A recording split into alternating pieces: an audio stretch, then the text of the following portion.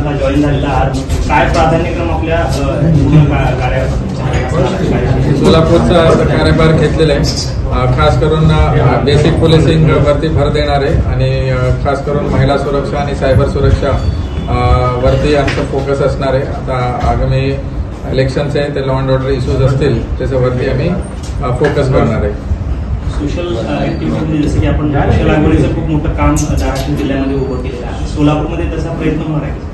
हो, नक्की हळूहळू त्याचं काम सुरू होणार आहे. मोस्टली आमचा फोकस क्राईम असतील, काही इतर पण पारधी समाजाचे लोक आहे आणि बाकी इतर क्रिमिनल्स आहेत त्यांचं एक प्रिव्हेंटिव्ह आणि एक रिहॅबिलिटेशन प्रोग्राम आम्ही सुरू केलेले त्याच्यावरती लक्ष देणार आहे. शिक्षण कालावधी आपण इथं गेला होता तर त्याचा काय उपयोग होऊ शकणार? हो, मी प्रोबेशनला होतो इथं, बऱ्यापैकी जिल्हा माहिती आहे आणि त्याचा मतलब कुठं ना कुठं इन्फॉर्मेशन आणि लाभ पोलिसिंगमध्ये होईल. थँक्यू.